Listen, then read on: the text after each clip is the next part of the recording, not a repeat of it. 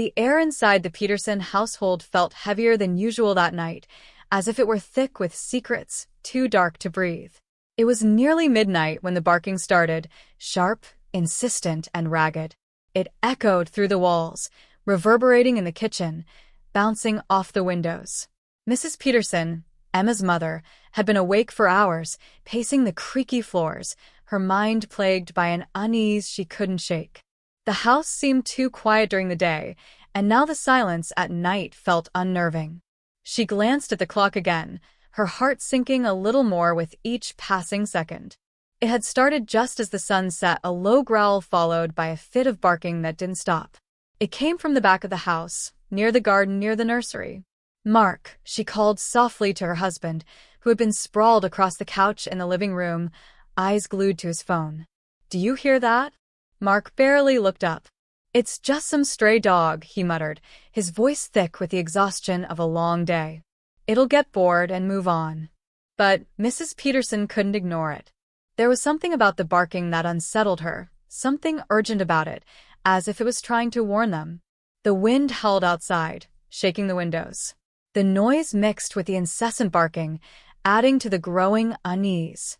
She crossed the room to the window that overlooked the garden, peering through the heavy curtains. Nothing moved in the dark, but the barking continued, frantic, endless. She bit her lip. "I don't know, Mark. This doesn't feel right." He finally stood up, stretching his arms overhead. "I'll go check it out. Maybe it's just lost." "You're overthinking it." But as he made his way toward the door, something about his movements seemed off, his shoulders too tense, his steps too cautious. When he opened the door, the barking abruptly stopped. Mrs. Peterson's breath caught. The sudden silence was worse than the noise had been. She strained to hear anything, footsteps, a rustle in the trees, anything, but there was nothing. Just the eerie calm of the night.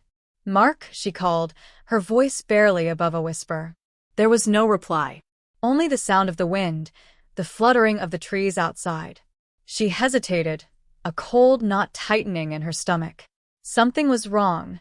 It had been only a few minutes, but the silence felt like hours. She moved toward the door that led into the nursery, her feet dragging as if the very floor beneath her was weighted with dread.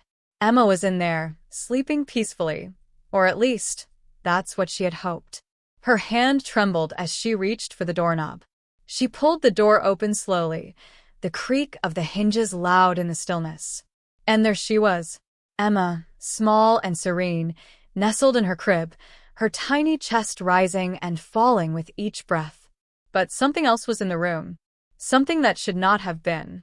At the foot of the crib stood a shadow, a figure, tall and formless, its face hidden in the dark corners of the room. The room had never felt so cold, the kind of cold that seeped into your bones and made you feel hunted. Mrs. Peterson's heart stopped. Then, as if sensing her presence, the figure moved. It twisted and turned, its movements jerky, unnatural, as if it didn't belong in this world. The air seemed to thicken around it, making the simple act of breathing a challenge. Her mind raced, and for a moment, all she could do was stare at the figure, frozen, unable to move. And then the door slammed shut. Her heart leapt into her throat. She spun around, her breath coming in short gasps. Mark had returned, pale, wide-eyed, looking as if he'd seen a ghost. "Mark." Her voice quivered as she backed away from the door, clutching the wall for support. "There's something in there. Something wrong." Mark, his jaw tight with fear, didn't even hesitate. "Get Emma," he said, his voice strained. "We need to leave." He turned, but before they could make it to the stairs, the barking returned, louder, more frantic, as if the dog was warning them of something, trying to tell them something they didn't understand. It was coming from outside, but it was so close. Too close. And there was something in the tone of the bark, desperate, terrified, that made Mrs. Peterson's blood run cold. Suddenly, the door to the nursery creaked open again. But this time, they heard something else, a low, hissing whisper, barely audible above the howling of the wind and the barking dog. "Leave, now." Mark froze. His eyes darted to the door. What the hell?